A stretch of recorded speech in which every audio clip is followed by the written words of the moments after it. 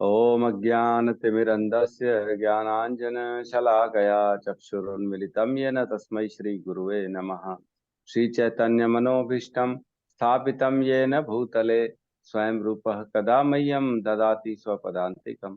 वन्देऽहं श्रीगुरु श्रीयुतपदकमलं श्रीगुरून् वैष्णवांश्च श्रीरूपं सागरजातं सहगण रघुनाथान्वितं तं सजीवं साद्वैतं सावधूतं परिजनसहितं कृष्ण चैतन्य देवम् श्री राधा कृष्ण पादान सहगण ललिता श्री विशाखान्वितांश्च।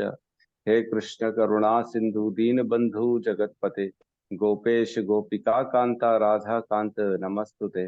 तप्त कांचन गौरांगी राधे वृंदावनेश्वरी वृषभानु सुते देवी प्रणमामि हरि प्रिये। नमः पंकज नाभाय नमः पंकज मालिने नमः पंकज नेत्राय नमस्ते पंकज आंग्रिये। वाञ्छाकल्पतरुभ्यश्च कृपा सिन्धुभ्य एव च पतितानां पावनेभ्यो वैष्णवेभ्यो नमो नमः। नमो विष्णुपादाय कृष्णपृष्ठाय भूतले श्रीमते भक्तिवेदांत स्वामी इति नामिने नमस्ते सरस्वते देवे गौरवाणी प्रचारिणे निर्विशेष शून्यवादी पाश्चात्य देशतारिणे। जय श्री कृष्ण चैतन्य प्रभु नित्यानंद श्री अद्वैत गदाधर श्रीवासादि गौर भक्तवृंद। हरे कृष्णा कृष्णा कृष्णा हरे हरे हरे राम राम राम हरे हरे। यस गौतम प्रभु बताइए 10 नाम अपराध। भगवान के नाम जप में होने वाले 10 अपराध। पहला, भगवान नाम के प्रचार में संपूर्ण जीवन समर्पित करने वाले महाभागवतों की निंदा करना। दूसरा, शिव ब्रह्मा आदि देवों के नाम को भगवान नाम के समान अथवा उससे स्वतंत्र समझना। तीसरा, गुरु की अवज्ञा करना अथवा उन्हें साधारण मनुष्य समझना। चौथा, वैदिक शास्त्रों अथवा प्रमाणों का खंडन करना। पांचवा, हरे कृष्ण महामंत्र के जप की महिमा को काल्पनिक समझना। छठवां, पवित्र भगवान नाम में अर्थवाद का आरोप करना। सातवां, नाम के बल पर पाप करना। आठवां, हरे कृष्ण महामंत्र के जप को वेदों में वर्णित एक शुभ सकाम कर्मकांड के समान समझना। नौवां, अश्रद्धालु व्यक्ति को हरि नाम की महिमा का उपदेश करना। 10वां, भगवान नाम के जप में पूर्ण विश्वास न होना और इसकी इतनी अगाध महिमा श्रवण करने पर भी भौतिक भौतिक आसक्ति बनाए रखना। भगवान नाम का जप करते समय पूर्ण रूप से सावधान न रहना भी अपराध है। प्रत्येक वैष्णव भक्त को चाहिए कि इन 10 प्रकार के अपराधों से सदा बच कर रहे, ताकि श्री कृष्ण के चरण कमलों में प्रेम शीघ्र दृष्टि प्राप्त हो, जो मनुष्य जीवन का परम लक्ष्य है। हरे कृष्ण। हरे कृष्ण भगवत गीता। हरे कृष्णा गुरुजी, मैं भी थोड़ा सा बोलूंगा देख के। अच्छा बोलेंगे, एक सेकेंड हाँ। है ना। कल हमने पढ़ा 15वें अध्याय का 5वां श्लोक, जिसमें भगवान ने 7 गुणों का वर्णन किया है। निर्माण मोहा जित संग दोषा आध्यात्म नित्या विनिवृत्त कामा द्वंद्वैर विमुक्ता सुख दुख संज्ञा गच्छन्ति मूढ़ा पदम अव्ययम तत्। है ना। निर्माण मोहा मतलब निह मान मोहा, मान और मोह से जो परे हो, अपनी मान की अभिलाषा नहीं रखता और मोह से परे हो, अपने मेरे परि मेरे अपना ये हो। जित संग दोषा मतलब जो संग होता है अपनों का, माता पिता पुत्र पत्नी अपनी गर्लफ्रेंड बॉयफ्रेंड, इन सब के संगों से परे है। ऐसा नहीं है कि इनके अधीन है, वो अपने आप में स्थित है, उसको जरूरत नहीं है किसी और रिश्ते नाते की, वो अपने आप में सक्षम है। उसको लोग डिपेंड हो जाते हैं, मैं इस पे डिपेंड हूँ उस पे डिपेंड नहीं, वो किसी पे डिपेंड नहीं, अपना जीवन स्वयं अकेले सक्षम है, वो किसी पे डिपेंडेंट नहीं है। अध्यात्म नित्य मीन्स जो अपनी आत्मा की उत्तम गति के लिए प्रयास करता है, जिसको अपनी मालूम है कि मैं अपने आप की कैसे जो है अपने आप को ऊपर ले जा सकता हूँ, नीचे नहीं ले जाना ऊपर ले जाना है ना। भगवान की प्राप्ति करनी है हमारे को। अध्यात्म नित्या वो बैठेगा ढूंढेगा, ज्ञान कोशिश करेगा मैं क्या करूं जो मेरी गति हो। मृत्यु के बाद की तैयारी करता है वो, मृत्यु के बाद जहां जाना है वहां के लिए धन इकट्ठा करता है ना। जैसे हम अमेरिका जाएं ऑस्ट्रेलिया जाएं तो वहां के लिए स्पेशल करेंसी का एक्सचेंज करते, यहाँ का पैसा देते वहां का पैसा ले लेते, क्योंकि मालूम है वहां इंडियन करेंसी नहीं चलेगी। वैसे ही मृत्यु के बाद जहां जाना है वहां के लिए धन इकट्ठा करेगा। कैसे इकट्ठा करेगा? भगवान का नाम जपेगा, भगवान की सेवा करेगा, भगवान का कीर्तन करेगा, भगवान के लिए अगरबत्ती लाएगा, भगवान के लिए प्रसाद बनाएगा, भगवान को नहलाएगा धुलाएगा, संग करेगा, साधु संग करेगा, भगवत गीता की क्लास अटेंड करेगा। तो ये सारी चीजों से वहां का धन इकट्ठा होता है। अध्यात्म नित्या विनिवृत्त कामा, वो काम से विनिवृत्त है। मैंने कल बताया था, वृत्ति, निवृत्ति, फिर विनिवृत्ति, मतलब बिल्कुल स्थित है। कितना ही क्यों ना ऐसी परिस्थिति आ जाए कि काम के प्रति लोग उसको ललायत करें, बड़े से बड़े भोग के लिए उसके सामने क्यों ना सामान आ जाए। जैसे हम देखते हैं श्रील हरिदास ठाकुर हमारे नाम आचार्य थे, उनके सामने हीराबाई आ गई, जो हीराबाई वैश्या थी, और वो उनको जो है ना उनकी भक्ति को जो है ना ध्वस्त करने के लिए आ गई थी। और थोड़ा सा कुछ ज्यादा ही बालों में जैसे कपड़े वपड़े पहन के वैश्या लोग आ जाते हैं, वैसे वैश्या आ गई थी ताकि मैं इसको आकृष्ट कर, मतलब उसको अट्रैक्ट कर सकूं। लेकिन हमारे श्रील हरिदास ठाकुर नामाचार्य जो थे, उन्होंने बोला तुम बैठो, अभी मैं तुम्हारे से, हमें अभी मेरा संकल्प पूरा नहीं हुआ, जब मेरा संकल्प पूरा होगा मैं तब तुम्हारी इच्छा करूंगा। पूरी रात बिठा दिए और पूरी रात उनको खाली नाम सुनाते रहे, नाम, भगवान का नाम, तो हटे नहीं, अपने पथ से हटे नहीं। तो ऐसा होता है विनिवृत्त काम। द्वंद्वैर विमुक्ता, द्वंद्व से दूर है, सुख दुख लाभ हानि यश अपयश, मेरा पराया, अच्छा बुरा, इन सब से परे, सब समान भाव में, किसी से कोई एक्स्ट्रा अटैचमेंट नहीं है, किसी से ऐसा नहीं कि मेरा है कोई पराया है, सबसे समभाव है ना। और सुख दुख संग है, सब में सब बराबर रहता है, सुख में हो चाहे दुख में हो, सब में बराबर स्थिति रहती है उसकी। तो ये गुण रहते हैं, और ये सब जिसके अंदर गुण रहते हैं, वो गुण वाला व्यक्ति भगवान के धाम को जाता है। गच्छन्ति मूढ़ा पदम अव्ययम था, मूढ़ा नहीं है वो, अमूढ़ा है, मतलब जो होशियार व्यक्ति होता है, जो अकलमंद होता है, वो चला जाता है भगवान के धाम, है ना। बाकी लोग नहीं जाते हैं। जो होशियार होता है, अमूढ़ा मीन्स जो होशियार व्यक्ति है, जो अपने अपनी गति के लिए प्रयास करता है। वैसे हम जीवन में देखो, अपना फ्यूचर सब अच्छा चाहते हैं, कल मेरा अच्छा हो, मेरा ऑफिस अच्छा हो, मेरा घर अच्छा हो, सब उसके लिए प्रयास कर रहे हैं। लेकिन फ्यूचर क्या सिर्फ इतना ही है, 20-25 साल? उसके आगे फ्यूचर नहीं है क्या? मृत्यु के पहले तक की तैयारी ही जरूरी है क्या? मृत्यु के बाद की तैयारी जरूरी नहीं है ना। जो होशियार होता है, बोलते हैं, वो कल के लिए सोचता है, परसों के लिए सोचता है, आने वाले 10 साल के लिए सोचता है, जो होशियार व्यक्ति होता है। लेकिन जो बहुत ही ज्यादा होशियार होता है ना, वो आने वाले अनंत जीवन के बारे में सोचता है, अनंत जीवन के बारे में सोचता है, ना खाली यही जीवन के बारे में सोचेगा, वो सोचेगा मेरी मृत्यु के बाद की भी मेरी गति जो हो वो और अच्छी बने, इसलिए वो प्रयास करता है। गच्छन्ति मूढ़ा पदम अव्ययम, तब ऐसी जगह जाता है जो भगवान का धाम है। परम पदम अव्ययम तत्, अव्यय है जो अव्यय है, कभी खत्म ना होने वाला है, ऐसी स्थिति है। तो कल हमने इसका तात्पर्य पढ़ लिया था, तो तात्पर्य में हम प्रवेश नहीं करेंगे। आज हम पढ़ेंगे श्लोक क्रमांक 6, 15.06। ये भी बहुत इंपॉर्टेंट श्लोक है, इसको भी सबको याद रखना है। साथ में दोहराएंगे श्लोक को सब मिलके अनम्यूट करके, ठीक है? मैं बोलूंगा फिर आप पीछे पीछे बोलिएगा। 15.06। न तद्भास्यते सूर्यो न तद्भास्यते सूर्यो न शशांको न पावकः न शशांको न पावकः यद्गत्वा न निवर्तन्ते यद्गत्वा न निवर्तन्ते तद्धाम परमं मम। तद्धाम परमं मम। रिपीट न करेंगे। तद्भास्यते सूर्यो न तद्भास्यते सूर्यो न शशांको न पावकः न शशांको न पावकः यद्गत्वा न निवर्तन्ते यद्गत्वा न निवर्तन्ते तद्धाम परमं मम। तद्धाम परमं मम। न तद्भास्यते सूर्यो न न तद्भास्यते सूर्यो न शशांको न पावकः न शशांको न पावकः यद्गत्वा न निवर्तन्ते यद्गत्वा न निवर्तन्ते तद्धामं परमं मम। धामं परमं मम। परमं मम। हरे कृष्णा। ठीक है, तो प्रवेश करते हैं अनुवाद। आवाज आ रही है?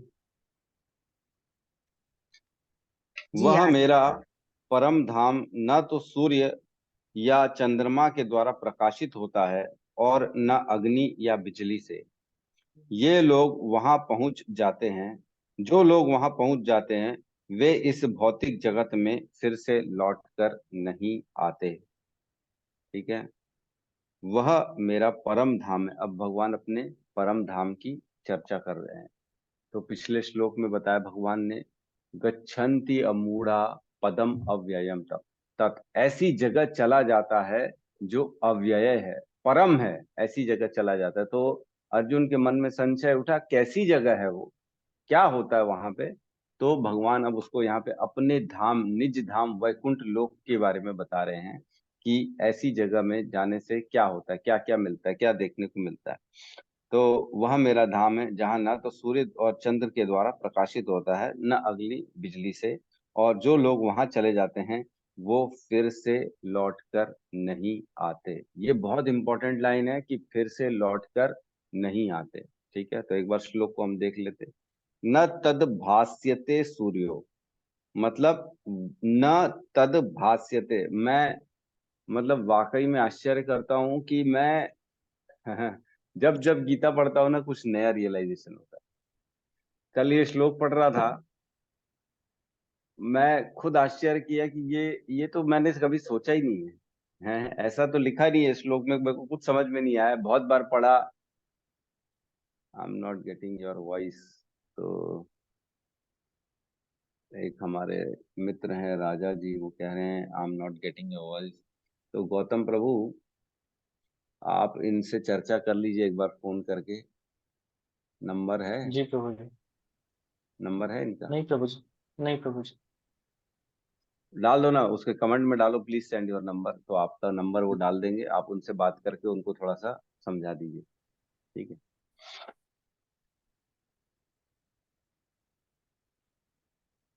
ठीक है। तो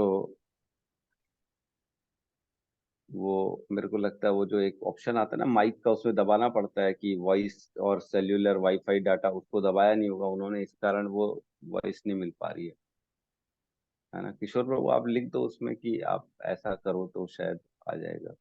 जी प्रभु जी। सेटिंग करके डाल दो। ठीक है।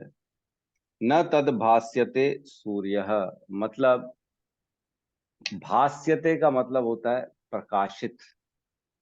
वहां पे न तद भास्यते, वहां प्रकाश की जरूरत नहीं है, सूर्य के प्रकाश की जरूरत नहीं है। न तद भास्यते सूर्यो न शशांको न पावकः, न वहां पे चंद्रमा के प्रकाश की जरूरत है, न अग्नि या बिजली के प्रकाश की जरूरत है। ठीक है, तो मतलब बेसिकली वहां पे प्रकाश के लिए सूर्य और चंद्र और अग्नि की जरूरत नहीं है। हम्म। तो आपको फोन आ रहा है?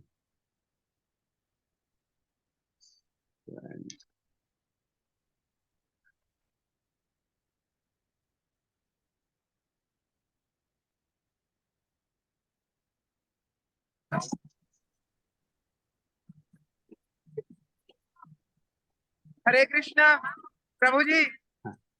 प्रभु जी, मैं हरे बरसाना कृष्णा। में हूँ, बरसाना में होली में। आप सभी दर्शन कीजिए यहाँ के भक्तों के, हरि आप बोल, हरि सभी दर्शन बोल, कीजिए प्रभु जी। ये रंगीली गली है हरि बोल। वाह वाह और ये वाह। देखो हमारे भक्त लोग। अच्छा,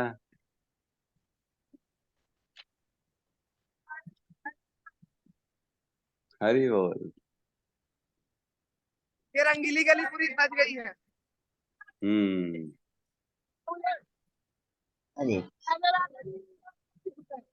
बहुत सुंदर।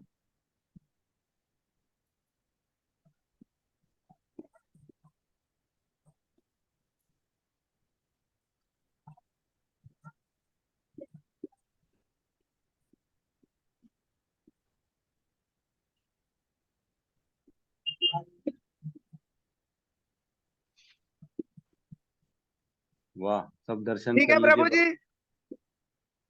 बहुत सुंदर। हरे कृष्णा।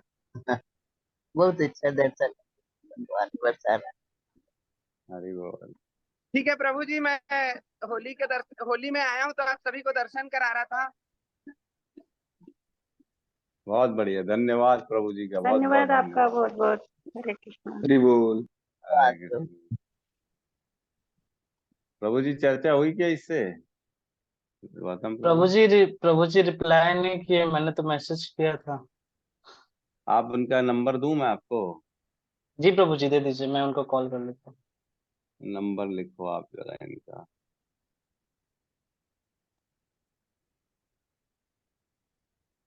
बड़ा मुश्किल है भाई, या लिखो नंबर इनका 9000650686। ठीक है, नोट कर लिए प्रभु जी? है ना? आप लगा लो, फोन लगा लो, उनको समझा दो। ठीक है, ठीक है। तो न तद भास्यते सूर्यो न शशांको न पावक, मतलब ऐसी जगह जहां जाते हैं वहां पे सूर्य और चंद्रमा के प्रकाश की आवश्यकता नहीं है। लेकिन आज तक मेरे को लगता था शायद वहां सूर्य और चंद्रमा नहीं है। हम ये पढ़ते थे न तद भास्यते सूर्यो न शशांको न पावक, कि भगवान के धाम में न सूर्य है, न चंद्रमा है, न अग्नि है। वहां पे तो सिर्फ भगवान से प्रकाश निकलता है। लेकिन हम थोड़ा इसमें गलत हैं। भगवान जो है वहां पे धाम में तो प्रकाश भगवान से निकलता है, लेकिन भगवान के धाम में सूर्य के प्रकाश पर निर्भर नहीं होता भगवान का नाम। न चंद्रमा के प्रकाश पर निर्भर होता है भगवान का धाम, न अग्नि या बिजली के लिए निर्भर होता है भगवान का धाम। वहां पे स्वयं प्रकाशित सब कुछ होता है। भगवान का धाम स्वयं गोलोक वृंदावन इतना ज्यादा प्रकाशमय होता है कि उसके प्रकाश से पूरा आध्यात्मिक जगत पे प्रकाश हो जाता है। तो आपको मैं बता दूं कि हम जो भौतिक संसार है वो 1/4 है। जो पूरी सृष्टि है भगवान की, उसमें से भौतिक संसार 1/4 है, और 3/4 हिस्सा जो है ना वो आध्यात्मिक जगत है। तो 75% होता है आध्यात्मिक जगत, 25% होता है भौतिक जगत। ठीक है, ये आप नोट करके लिख सकते हैं। ये हमारे जो है ग्रंथों में ही लिखा हुआ है। और 75% जो आध्यात्मिक जगत है उसमें अनेकों अनेकों वैकुंठ लोग हैं। एक वैकुंठ नहीं है, अनेक वैकुंठ है। जैसे भगवान का उनमें सबसे महान, सबसे उत्तम जो है वो गोलोक वृंदावन है। उसके बाद अनेकों वैकुंठ है, जैसे नरसिंह का वैकुंठ है ना, अपना क्या बोलते हैं, कुर्म का वैकुंठ है, हैग्रीव का वैकुंठ है। और भगवान के जितने भी अंश हुए ना उन सबका अलग अलग वैकुंठ है। जो जिसकी पूजा करता है वो उसके वैकुंठ लोक में चला जाता है। वैकुंठा मीन्स ऐसी जगह जहां कुंठा नहीं है। वैकुंठ मीन्स जहां कुंठा नहीं है। कुंठा मीन्स तकलीफ, परेशानी, ये सब कुछ नहीं है वहां पे। आप सोचिए कि आपकी सारी इच्छा पूर्ति करने के लिए हर चीज है वहां पे। वहां पे जो चाहिए आपको वो सब मिल जाता है, इच्छा करने से ही मिल जाता है। तो आदमी फिर यहाँ पे जैसे श्रम कर रहा है, दिन रात मेहनत कर रहा है अपनी प्राप्ति के लिए, वहां प्राप्ति के लिए, तो वहां ऑटोमेटिकली सारी चीजें मिल जाती हैं भगवान की कृपा से। वैकुंठा, बगैर कुंठ की जो जगह है जहाँ कोई प्रॉब्लम नहीं है उसको बोलते हैं वैकुंठा। ठीक है, यद गत्वा न निवर्तन्ते तद धामम परमम। यद गत्वा मीन्स एक बार जो जाएगा, न निवर्तन्ते मतलब दोबारा नहीं आएगा, तद धामम परमम, ऐसा धाम परम है और मेरा है। परम है मीन्स इससे ऊपर कुछ भी नहीं है। परम मीन्स इससे ऊपर और कुछ है ही नहीं, है ना। टॉप मोस्ट चीज है परम धामम। भगवान कह रहे वो मेरा धाम है और वो परम है, वो टॉप लेवल पे है, उससे ऊपर कुछ भी नहीं। तो हमको ऐसा नहीं सोचना चाहिए कि उससे ऊपर ये है। नहीं नहीं, कुछ लोग बोलते हैं हम हाँ कृष्ण को तो मानते हैं भगवान है, लेकिन हम ये मानते हैं कि कृष्ण से ऊपर भी कुछ है। तो ये चीजें जो है ना, अपने कंसेप्ट को आदमी को क्लियर करना चाहिए कि ऐसा कुछ भी नहीं है। भगवान ने कह दिया मीन्स भगवान ने जो फाइनल कर दिया, परम ममा, परम ममा, परम, इससे ऊपर कुछ भी नहीं है ना। तो जो ऐसा बोलते हैं उनको आपको ये श्लोक का वर्णन कर देना चाहिए। भगवान बताते हैं परम ममा, इससे ऊपर कुछ भी नहीं। तो न तद भास्यते सूर्यो न शशांको न पावकः यद गत्वा न निवर्तन्ते तद धामम परमम मम। मतलब सूर्य के प्रकाश के लिए निर्भर नहीं है, चंद्रमा के प्रकाश पे निर्भर नहीं है, और बिजली और अग्नि के प्रकाश पे निर्भर नहीं है, ऐसा धाम है। तो मैंने बताया 75% जो होता है आध्यात्मिक जगत होता है और 25% होता है भौतिक संसार। तो भौतिक संसार का जो 25% वाला हिस्सा है उसमें अनेकों अनेकों ब्रह्मांड आते हैं। मतलब एक तो पहले अपन पूरा एक पेज ले लें जिसमें 1/4 हिस्सा भौतिक संसार है, 3/4 हिस्सा स्पिरिचुअल वर्ल्ड है। 1/4 जो एक भौतिक जगत वाला एरिया है उसमें भी अनेकों अनेकों ब्रह्मांड है, अनेकों अनेकों ब्रह्मांड है। एक ब्रह्मांड नहीं, अनेक ब्रह्मांड है। भगवान के हर रोम से, रोम कूपों से ब्रह्मांड की उत्पत्ति हो रही है। उन अनेकों ब्रह्मांड में एक ब्रह्मांड हमारा है जिसमें हम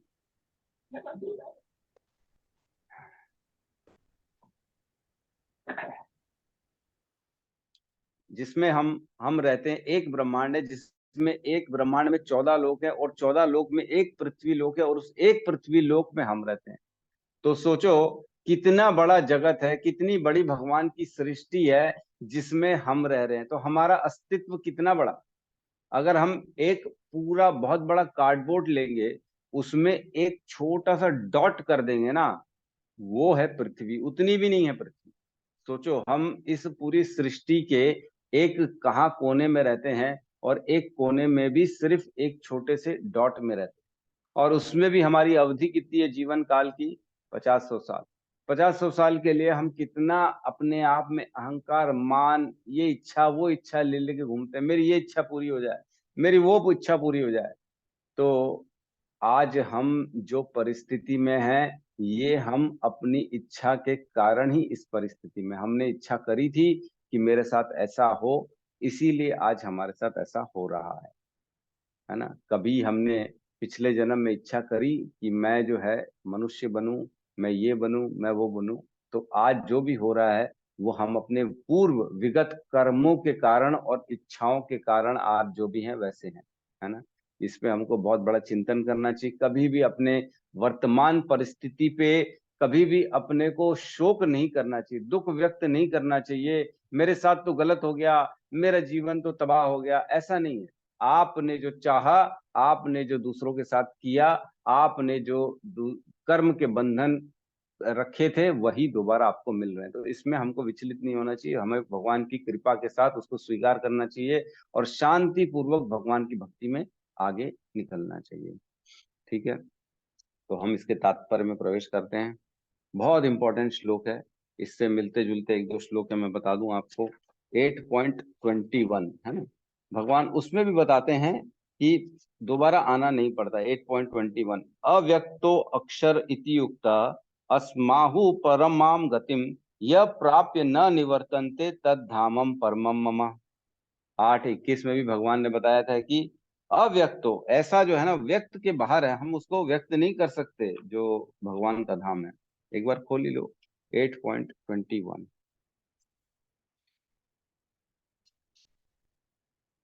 8.21 पेज नंबर 318। इसमें कहते हैं जिसे वेदांती अप्रकट तथा अविनाशी बताते हैं, जो परम गंतव्य जिसे प्राप्त कर लेने पर कोई वापस नहीं आता, वही मेरा परम धाम है। भगवान ने बताया मेरा परम धाम है जिसको प्राप्त करने के बाद दोबारा आने की जरूरत ही नहीं। मतलब एक बार भगवान के धाम में हमने प्रवेश कर लिया तो दोबारा इस जन्म मृत्यु के चक्र से बाहर निकल जाएंगे। दोबारा हमको इस संसार में आना ही नहीं पड़ेगा। बहुत इंपॉर्टेंट बात है। ठीक है, तो 8:15 में कहते हैं माम उपेत्य पुनर्जन्म दुखालयम अशाश्वतम न आपनुवंति महात्मना संसिद्धिम परमाम गता। ठीक है, इसमें भी यही कह रहे हैं माम उपेत्य पुनर्जन्म दुखालयम अशाश्वतम, जो मेरे को प्राप्त कर लेता है उसका दोबारा इस संसार में जन्म नहीं होता। ठीक है, बहुत इंपॉर्टेंट है। ठीक है, तो तात्पर्य में हम प्रवेश करते हैं। तात्पर्य शील प्रभुपाद की जय।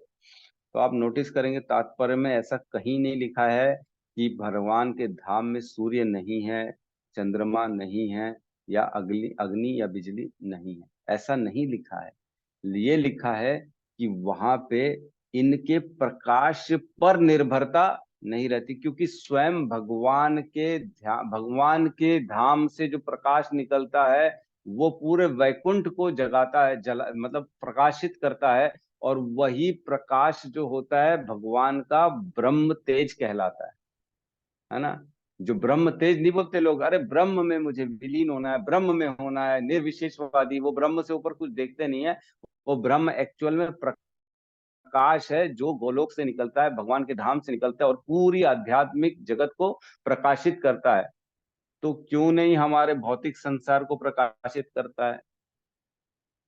तो भगवान के प्रकाश से हम क्यों छूटे हुए हैं, तो ये उपमा दी जाती है कि जिस प्रकार जब बादल ढक जाते हैं तो सूर्य की रोशनी नहीं आती। कई बार हमने देखा दिन में भी अंधेरा हो जाता है, बादल आ जाते हैं एकदम घने बादल और प्रकाश हम तक पहुंच नहीं पाता है। वैसे ही हमारा जो भौतिक संसार है वो ढका हुआ है और हम तक आध्यात्मिक जगत का तेज पहुंच नहीं पाता, अंधेरा है हमारे पास, इसलिए हमारे को सूर्य और चंद्रमा के प्रकाश की आवश्यकता पड़ती है।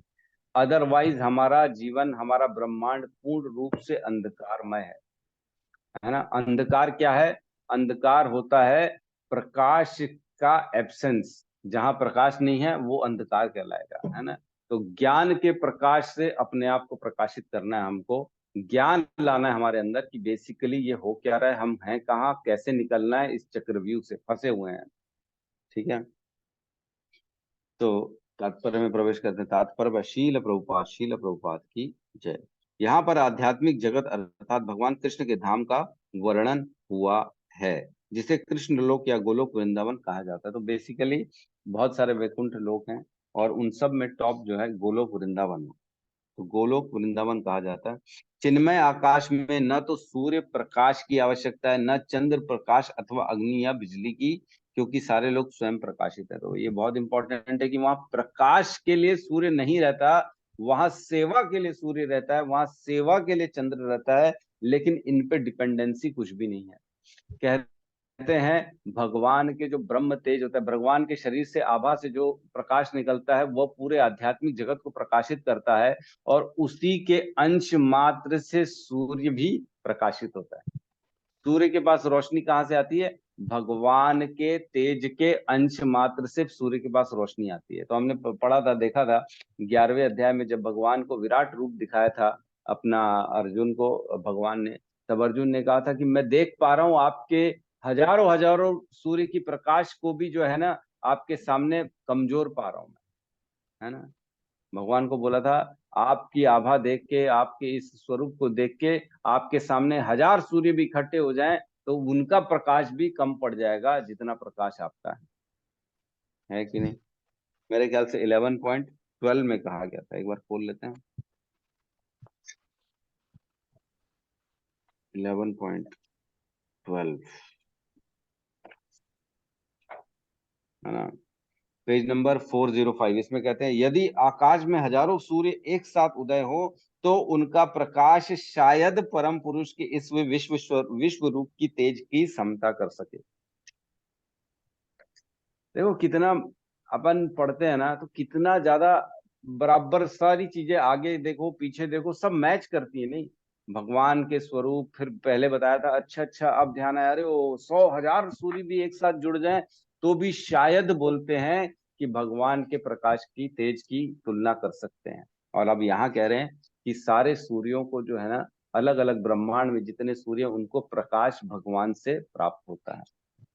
ठीक है, इस ब्रह्मांड में केवल एक लोक सूर्य ऐसा है जो स्वयं प्रकाशित है। तो हमारे ब्रह्मांड में एक ही है जो सूर्य, जिससे पूरी रोशनी मिलती है पूरे ब्रह्मांड को। ठीक है, लेकिन आध्यात्मिक आकाश में सभी लोग स्वयं प्रकाशित है, वहां पे जरूरत नहीं है सूर्य की, डिपेंडेंसी नहीं है सूर्य पे, वहां स्वयं सब में अपना अपना प्रकाश होता है तो वो प्रकाशित हो जाते हैं। उन समस्त लोकों के जिन्हें वैकुंठ कहा जाता है, चमचमाते तेज से चमकीले आकाश बनता है जिसे ब्रह्म ज्योति कहते हैं। तो मैंने बताया भगवान की आभा से एक तेज निकलता है जो वैकुंठ लोक को जगत करता है, और हर वैकुंठ से, हर वैकुंठ में भगवान रहते हैं, हर वैकुंठ से अपना अपना तेज निकलता है और उसी से ही आध्यात्मिक जगत पूरा प्रकाशित हो जाता है और उस प्रकाश को ही ब्रह्म तेज कहा जाता है, ब्रह्म ज्योति, जिसे ब्रह्म ज्योति कहते हैं। वस्तुतः यह तेज कृष्ण लोक गोलोक वृंदावन से निकलता है, हमने चर्चा कर ली। इस तेज का एक अंश महत तत्व अर्थात भौतिक जगत से आच्छादित रहता है। तो मैंने बताया था भौतिक जगत बनता है प्रधान से, महत तत्व से, फिर प्रकृति बनती है। तो महत तत्व के बादलों से ढका हुआ है ये भौतिक संसार, इसलिए वहां का प्रकाश यहाँ पे आ नहीं पाता, इसलिए यहाँ अंधकार है और इसलिए यहाँ सूर्य की जरूरत पड़ती है, क्योंकि अंधकार में प्रकाश कहाँ से आएगा। तो बेसिकली हमारे भौतिक सृष्टि में सूर्य इसीलिए चाहिए क्योंकि भौतिक संसार महत तत्व से ढका हुआ है और वहां पे ब्रह्म तेज नहीं पहुंच पाता। इसके अतिरिक्त ज्योतिर्मय आकाश का अधिकांश भाग तो आध्यात्मिक लोक से पूर्ण है, जिसे वैकुंठ कहा जाता है और जिसमें से गोलोक वृंदावन प्रमुख है। मैंने बताया टोटल सृष्टि का 75% आध्यात्मिक जगत है और 25% जो है ये भौतिक संसार है। 1/4 और 3/4 ये बताया गया हमारे श्रीमद् भागवतम में, क्लियर कट वर्णन है कि 1/4 भाग भौतिक संसार है और 3/4 भाग जो है वो आध्यात्मिक जगत है। तो पूरी सृष्टि के एक छोटे से बोलते हैं मालूम, जो श्रीमद् भागवतम में वर्णन है आध्यात्मिक जगत का, बोलते पूरा आध्यात्मिक जगत बहुत बड़ा जगत है और उसके एक छोटे से कोने में भौतिक जगत है। एक कोने में, जैसे घर का कहीं एक कोना होता है जहां पे स्टोर रूम बना दिया जाता है, सारा कूड़ा कचरा वहां फेंका जाता है ना, जो एक्स्ट्रा चीज आई घर के कोने में डाल दो, उस कोने में जहां कोई जाता नहीं, बहुत कम लोग जाते हैं उस जगह में। और उस जगह में जनरली आदमी को बिजली की जरूरत पड़ती है, बल्ब की जरूरत पड़ती है, अंधकार टाइप का रहता है स्टोर रूम में, ज्यादा प्रकाशित नहीं रहता, वो कोना कोना रहता है ना, इसलिए। तो हम भी ऐसे ही पूरे सृष्टि के आध्यात्मिक जगत में नहीं, हम एक भौतिक जगत में कोने में है, स्टोर रूम में है, जहां पे सूर्य की रोशनी की जरूरत पड़ती है प्रकाश के लिए। अब समझ रहे हैं हम कहाँ हैं, हम सृष्टि के कौन से हिस्से में बैठे हैं, हम कितने निकृष्ट अवस्था में हैं, हम कितनी परेशानी वाली जगह में। तभी तो भगवान कहते हैं दुखालयम अशाश्वतम, ये दुखों से भरा है। ये भौतिक संसार में सुख नाम की कोई चीज नहीं है, जितना सुख के लिए प्रयास करेंगे उतना सुख नहीं मिलेगा, उतने सूख जाएंगे सूखेंगे लेकिन सुख नहीं मिलेगा तो इसलिए सुखों के लिए दौड़ना नहीं है, हमको हमारी उन्नति के लिए एक बार इस जंजाल से निकलो बाहर। ऐसे जगह में रह के क्या फायदा, ऐसे संसार में रह के क्या फायदा जहां सुख नाम की चीज नहीं है। खाली माया के द्वारा हम फंसे हुए हैं, माया फंसा रही है, महा माया आपको दिखाती है कि ये तुम्हारा है, इसमें सुख है, इसमें उन्नति में सुख है, धन में सुख है, गाड़ी में सुख है। गाड़ी वालों से पूछो हैं, और जिनके पास पैसा है उनसे पूछो, क्या उनके पास दुख नहीं, रो रहे हैं। एक बार सच्ची घटना बता रहे हैं, एक बार इस्कॉन के कोई तो बहुत बड़ा सीनियर डिवोटी गया, ओबामा ओसामा ओबामा ओबामा जो है ना प्रेसिडेंट थे यूएसए के प्रेसिडेंट ओबामा थे। तो ओबामा के पास गए प्रचार के लिए, तब ओबामा से जब चर्चा हो रही थी, तब ओबामा से चर्चा में ओबामा ने बताया कि मेरा सर दर्द हो रहा है, इतना प्रेशर है मेरे को काम का अब बताओ, यूएस का प्रेसिडेंट जो सबसे शक्तिशाली हुआ, पूरे विश्व का सबसे शक्तिशाली व्यक्ति, जिसको इस्कॉन के प्रचारक गए थे प्रचार करने के लिए, उनको बताया, उनको बोला भी गया कि आप ऐसे टेंशन अवस्था में ना एक महामंत्र की माला कर लिया करो। तो पता नहीं किए कि नहीं किए, ये नहीं बताया, लेकिन ये जरूर बताया कि उन्होंने बताया मेरे सर में दर्द रहता है, इतना काम का प्रेशर है, बहुत प्रेशर में, वो बोले मेरे को समझ में नहीं आता कैसे जीवन चलेगा मेरा। तो सोचो ऐसे व्यक्ति भी टेंशन में, उनको भी परेशानी है, उनको भी तकलीफें हैं, तो हमको कैसे नहीं होंगी। हम कौन से ऐसे जो है ना अमृत की जो वहां से पी के आए हैं जो भगवान के घर से, कि हमको कोई तकलीफ नहीं है।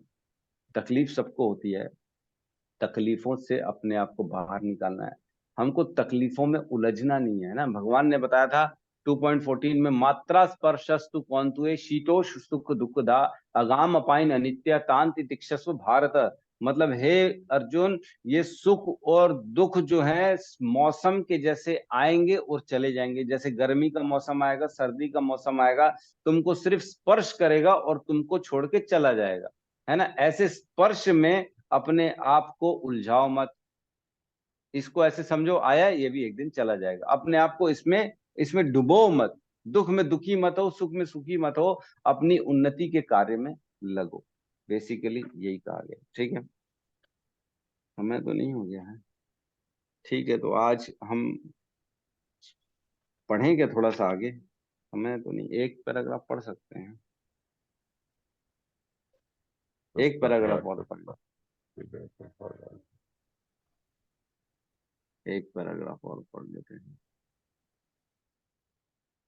ठीक है, जब तक जीव इस अंधकारमय जगत में रहता है तब तक वह बद्ध अवस्था में होता है, लेकिन जो ही इस भौतिक जगत रूपी मिथ्या विकृति वृक्ष को काट कर आध्यात्मिक आकाश में पहुंचता है, त्यों ही वह मुक्त हो जाता है। तो बेसिकली अब समझिए, हम पुरुषोत्तम योग में है। भगवान ने पहले एक पेड़ का वर्णन किया था, जो उल्टा पेड़ है, उस पेड़ को हमको काटना है विरक्ति से, है ना। श्लोक क्रमांक 3 और 4 में बताया कैसे काटना है ना, असंग शास्त्रेण, भगवान ने बताया ना, असंग शस्त्रेण दृढ़ेन छित्वा। 3rd नंबर श्लोक में बताया था, असंग के शस्त्र से, विरक्ति से इस पेड़ को हम काटना है, हमको काटना है। और उसके बाद क्या करना है, ततः पदम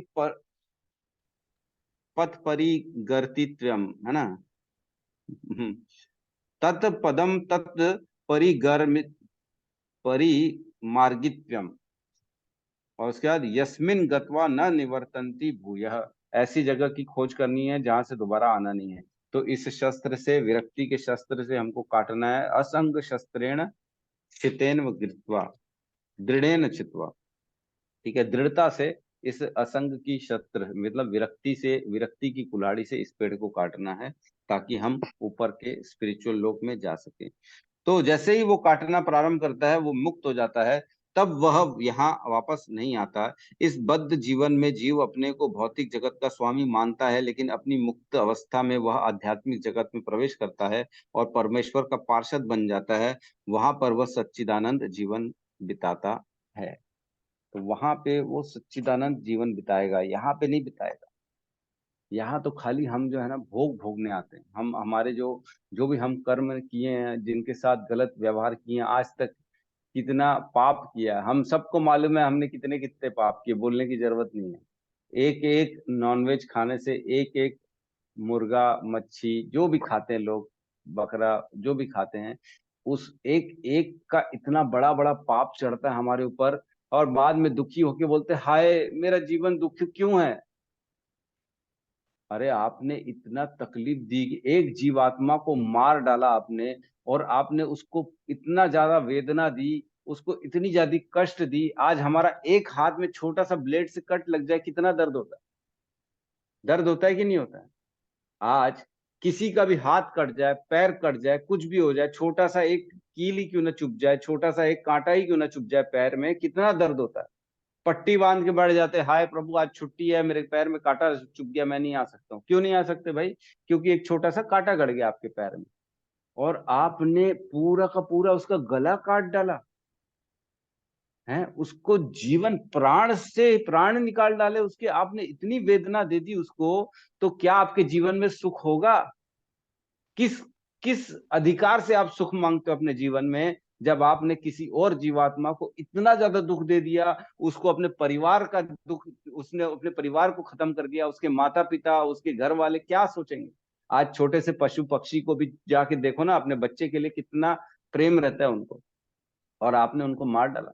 तो किस अधिकार से? मैं तो बोलता हूं, जो नॉनवेज खाएगा वो कभी जीवन में सुख नहीं होगा, कभी नहीं होगा, उसके जीवन में कभी शांति नहीं आ सकती। अगर शांति चाहिए, सुख चाहिए, तो तत्काल प्रभाव से नॉनवेज छोड़ना पड़ेगा, तत्काल, इमीडिएटली।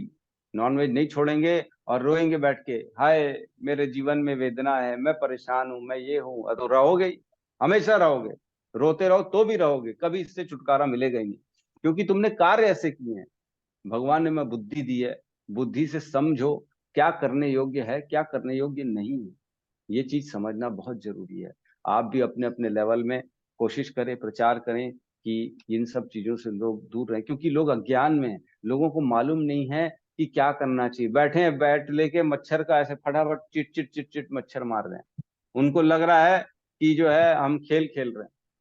जैसे हमको भी पहले लगता था, हमको भी लगता था मारो मच्छर मारो, एक एक मच्छर हमारी नींद हराम करने आए, इनको मारो, हम ये सोचते थे। लेकिन बहुत गलत है, बहुत ज्यादा गलत है। हमको ये प्रचार करना चाहिए, लोगों को समझाना चाहिए कि जीव हत्या महापाप है, महापाप। कोई भी जीव हो, मच्छर क्यों ना हो, मक्खी क्यों ना हो, इन सब के रहते हम कभी सुखी नहीं रह पाएंगे।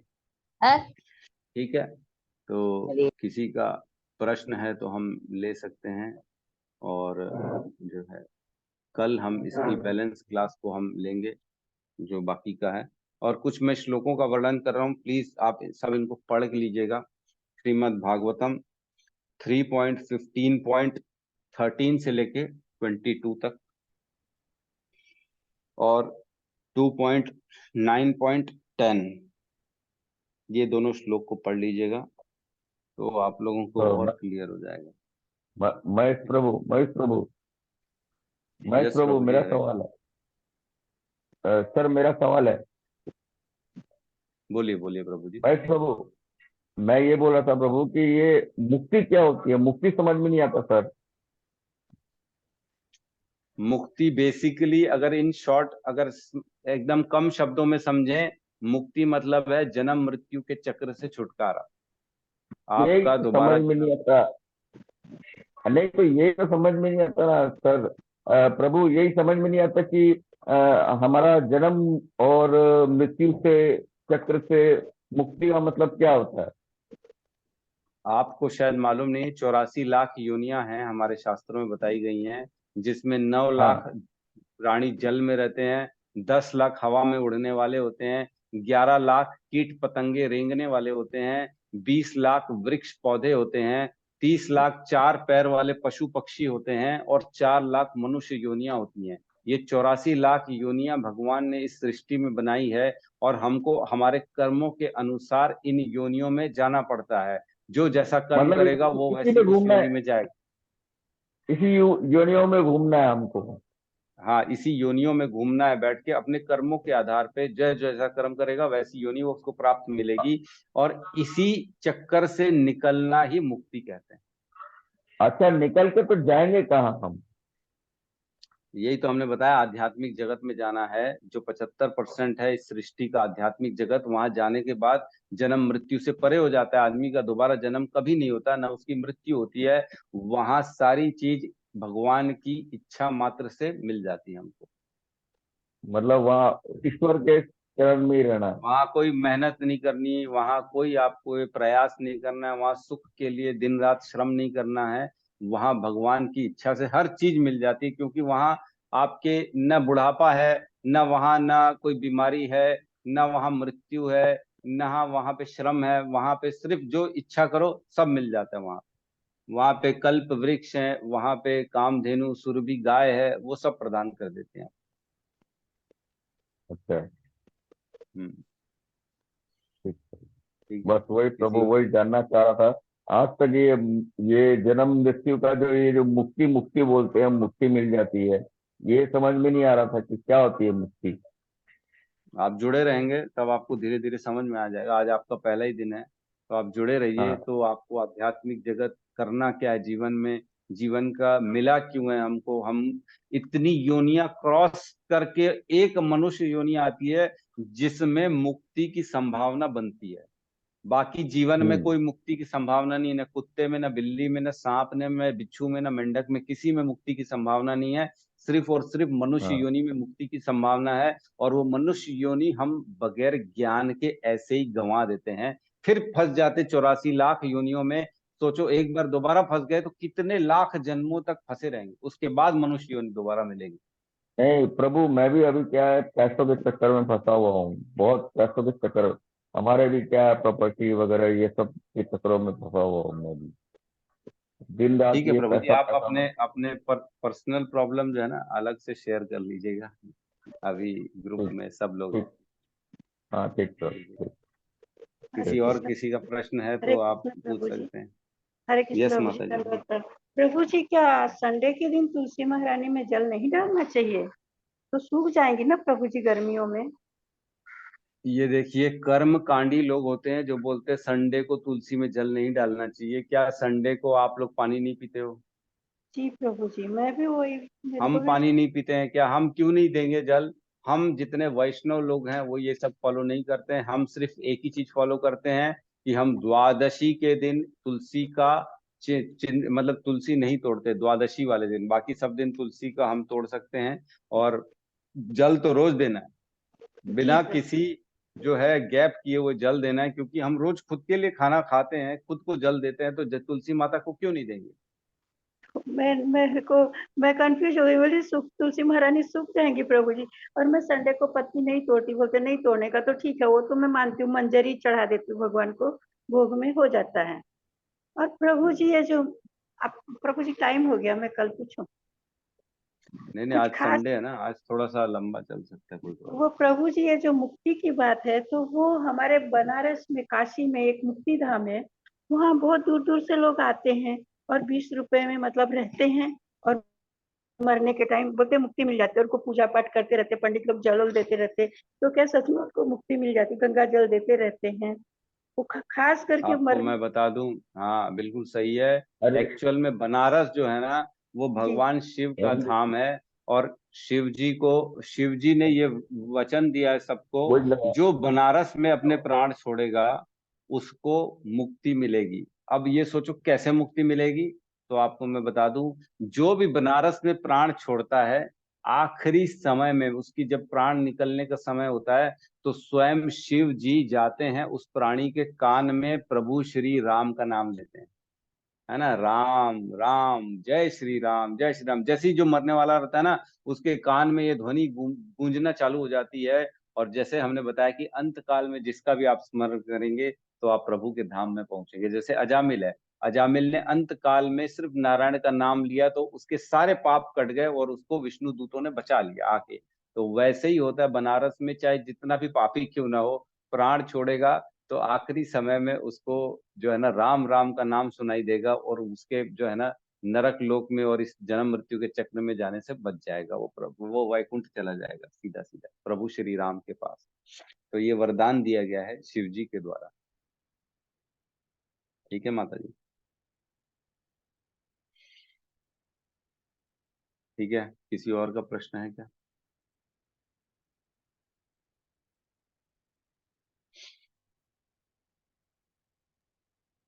प्रभु जी, जैसे यहाँ पे लिखा हुआ, जैसे वो निर्विशेषवादी जो रहते हैं, उन लोग जैसे ब्रह्म तेज तक पहुंचते हैं, तो उनको बस यही तेज जो है वो बस वही दिखता है, मतलब। और बिल्कुल बिल्कुल, बस तेज तक पहुंचते हैं। और इसीलिए तेज तक पहुंचने के बाद काफी समय वेट करने के बाद उनको वहां पे इच्छा प्रकट हो जाती कि मैं फिर से कुछ करूं, तो दोबारा वो संसार में आ जाता।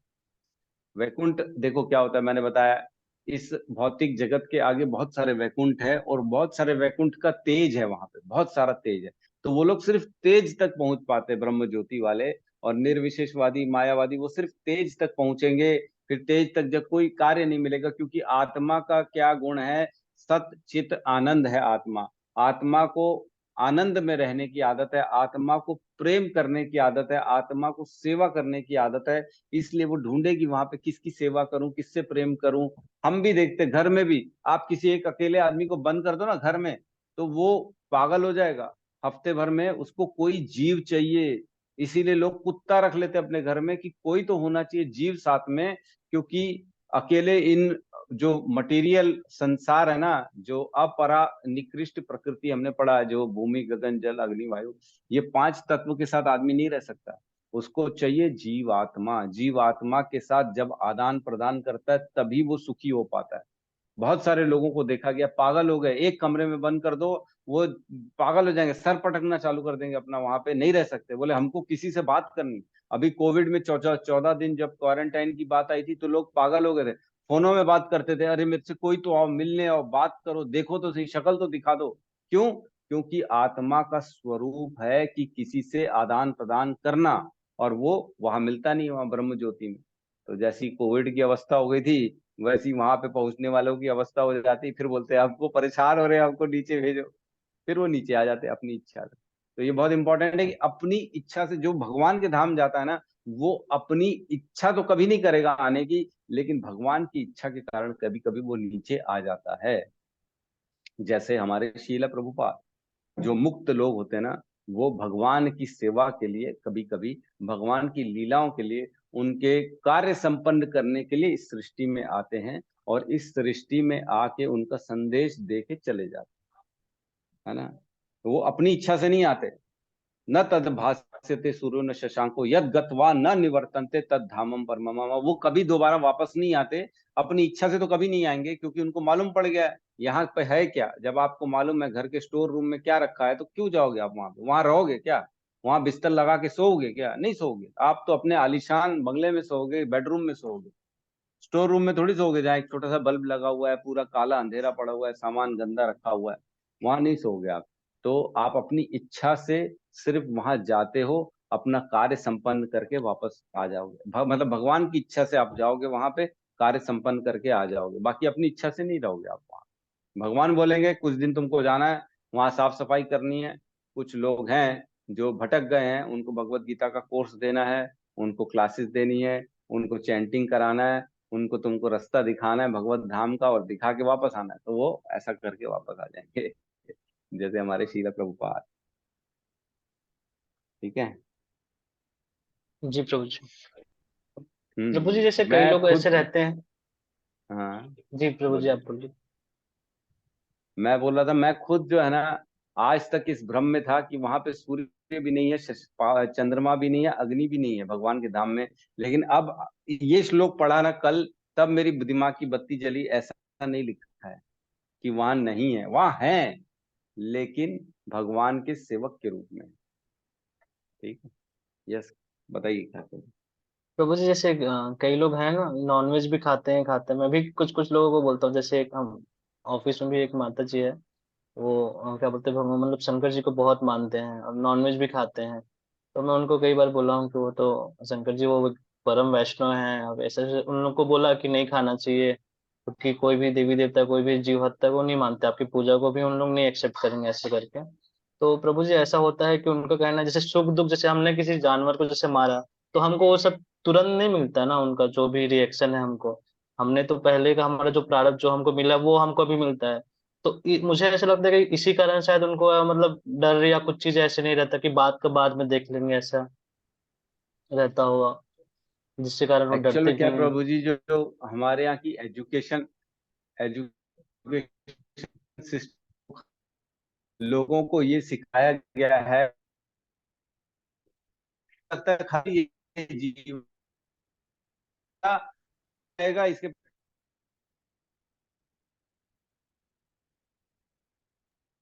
प्रभु जी अटक गए हैं आप, नेटवर्क प्रॉब्लम है।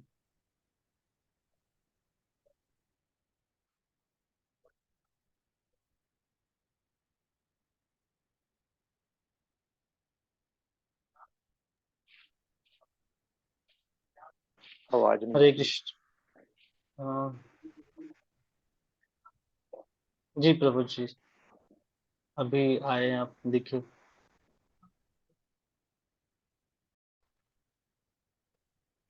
तो ये जो कंसेप्ट है, ये कंसेप्ट ही गलत है। स्कूल कॉलेज में जो पढ़ाया जा रहा है कि वन लाइफ थ्योरी है, किसी ने बाद में देखा नहीं।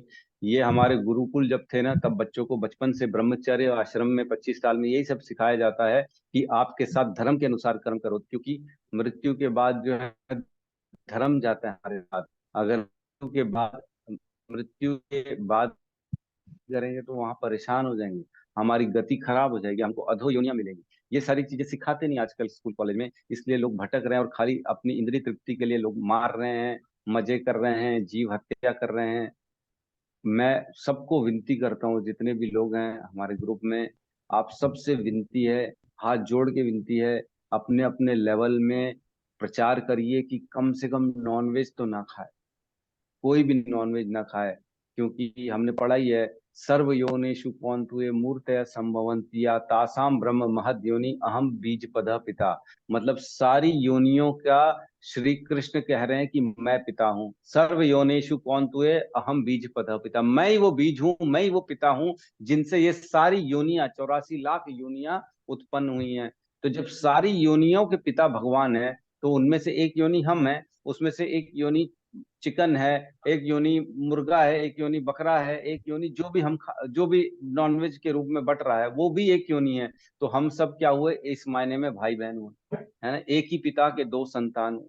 तो एक ही पिता के जब दो संतान हैं, तो एक संतान को कोई हक नहीं मिलता कि दूसरे भाई को, दूसरे संतान को मार के खा जाए, ये हक नहीं मिलता। और जो ये करेगा वो घोर घोर तमोगुण में रहेगा, घोर दुख में रहेगा, घोर संकट में रहेगा, और वो उस संकट से ये जीवन तो क्या, अनेक अनेक अनंत जीवनों तक सुखी नहीं हो पाएगा, कभी उसका उद्धार नहीं हो पाएगा। ये लिख लें, ये समझा प्रभु दें अपने अपने लेवल में। यस प्रभु जी। प्रभु जो भी प्रभु प्रभु बोलते हैं कि अगर अगर इन जीवों की हत्या न की जाए तो ये जीव इतने बढ़ जाएंगे, साइंस में बोलते हैं कि फिर हम तो पैर रखने के लिए जगह नहीं पड़ेगी धरती में। इसीलिए ऐसे ही जीवों को खाया जाता है जिन्हें जिनकी तादाद बहुत बढ़ती है। तो अभी मनुष्यों की तादाद बढ़ रही है तो मनुष्यों को मार देंगे? नहीं नहीं, ऐसा नहीं। हैं? कहने का मतलब है मनुष्यों की जो तो इनकी, पॉपुलेशन बढ़ती जैसे जा रही है, इनकी लोग तादाद बढ़ते हैं। जैसे बढ़ती है, जैसे जैसे इनकी तादाद बढ़ती है, जैसे मुर्गे हो गए या बकरी हो गई या मछली हो गई, इनकी तादाद बहुत आपको तेजी से जिम्मेदारी बढ़ती है। किसने दी कि ये कैलकुलेशन करें कि इनकी तादाद बढ़ गई? अरे अभी तो पालन करो, जबरदस्ती इनको पालाया जा रहा है, जबरदस्ती पैदा किया जा रहा है इंजेक्शन दे दे के अपने खाने के लिए, तो कैसे तादाद बढ़ रही है? आप तो खुद तादाद बढ़ा रहे हो। आपको ये आप ये बताइए, कहीं पे मछली भी, मछली को कौन इंजेक्शन देता है प्रभु? मछली पालन भी तो होता है। नहीं कितनी नहीं, जो मछली पालन समुद्र होता है? में समुद्र में जो मछली होती है, अरे तो वो समंदर में वो रह रही है, उससे आपको क्या तकलीफ है? वो इधर जमीन में आ रही है क्या आपके पास? आपको तकलीफ देने आ रही है क्या? वो जमीन में रह रहे क्या? आपको कोई भी दुख दे रही है क्या? आपको क्या तकलीफ दे रही है? मछली की तादाद बढ़ भी जाए तो आपको क्या तकलीफ है? कोई और तकलीफ जो है? मुर्गा मुर्गी जो उससे क्या अंडे तकलीफ है पैदा आपको? कर, वो अपने, देखो मेरी बात सुनिए, हमने 13वें अध्याय में ये क्लियर पढ़ा है, क्षेत्र और क्षेत्रज्ञ, हर क्षेत्र का अधिकार मिलता है जीवात्मा को। जब इस सृष्टि में आता है, उसको एक जगह दी जाती है, एक अधिकार दिया जाता है, उस अधिकार के अंतर्गत उसका पूरा जीवन चलता है। इसी प्रकार हर जीवात्मा जैसे इस संसार में आता है, उसकी जन्म मृत्यु, सुख दुख, यश अपयश, right from the first day उसका लिख दिया जाता है। जिस प्रकार एक दवाई बनाई जाती है, उसकी एक्सपायरी डेट लिख जाती है, जिस प्रकार एक बिस्कुट बनाया जाता है, उसका एक्सपायरी डेट लिख दिया जाता है, उसी प्रकार जो इस संसार में आता है उसका एक्सपायरी डेट लिख दिया जाता है। और उस डेट तक उसकी जीवन की जितनी खाने पीने की समस्या है, वो सब प्रभु ने, भगवान कृष्ण ने पहले दिन से लिख दिया। उसको सब मिलेगा, जिसको अन्न है, उसको रहना है, उसको सुख और दुख है, सबकी व्यवस्था भगवान right from the first day कर देते हैं उसकी। आपको सोचने की जरूरत नहीं है, आप अपने जीवन का उद्धार के बारे में सोचिए। यही एक जो होशियार आदमी है, जो अक्लमंद आदमी है, वो अपने भविष्य की चिंता करता है, ना कि ये सोचता है कि वो उनकी तादाद बढ़ जाएगी, उसकी तादाद बढ़ जाएगी। उससे आपको कोई फर्क नहीं पड़ेगा। भगवान ने सबका जीवन, सबका भाग्य लिख चुके हैं, वो अपने भाग्य के अनुसार जिएंगे, आप अपने भाग्य के हिसाब से जिए। प्रभु जी, हरे कृष्णा। यस माता जी। बिल्कुल सही बोल रहे हैं प्रभु जी आप। अब यूं ही प्रॉवर्ब नहीं बना है कि दाने दाने पर लिखा होता है खाने वाले का नाम। प्रत्येक दाने पर प्रभु जी, अपने कृष्णा ने सबका नाम लिखा है। एंड सेकेंड ऑफ ऑल, कि जैसे दाने दाने पर खाने वाले का नाम रहता है, वैसे चप्पे चप्पे पर खड़े होने वाले का भी नाम लिखा रहता है। हर ईंट पे, हर जगह पर उस इंसान का, उस जीव का, जीवात्मा का नाम है, तभी वो वहां है। थैंक यू प्रभु जी। ये हमने काफी गहराई में 13वें अध्याय में पढ़ा है, क्षेत्र और क्षेत्र की। क्षेत्र वो होता है जहाँ पे जीवात्मा रहता है, इस शरीर को क्षेत्र कहते हैं, और इस क्षेत्र में रहते रहते उसको अधिकार दिए जाते हैं, ये अधिकार, ये अधिकार, वो अधिकार। आज हमको अधिकार दिया जाता है, कोई एक जज बन जाता है, उसको अधिकार पूरे शहर का मिल जाता है। कोई एक बेचारा रिक्शे वाला रहता है, उसको अधिकार से अपने घर का भी नहीं मिलता है, अपने पति पत्नी पे भी अधिकार नहीं मिलता है। तो ऐसा क्यों होता है?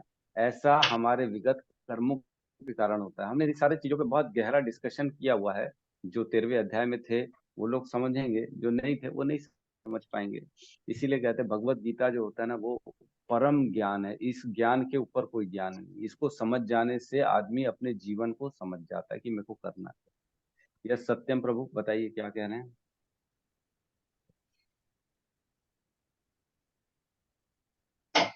सत्यम प्रभु, आपका हैंड रेज है। सवाल है क्या आपका? हरे कृष्णा प्रभु जी, डोनट कम। हरे कृष्णा। प्रभु जी बस जैसे अभी आपने जिक्र किया ना कि जैसे इंजेक्शन लगा लगा के मतलब जो है जैसे चिकन हो गया, मुर्गा हो गया, मतलब बकरे हो गए, तो इन सब की वो बढ़ा रहा है जनसंख्या, ठीक है। तो क्या इन जैसे हम एक बार अध्याय में पढ़े थे ना कि मतलब जैसे भगवान ही जो है बीज प्रदान करते हैं, है ना। मतलब किसी भी जीव के लिए बीज प्रदान करते हैं, तब जाकर के वो जन्म लेता है।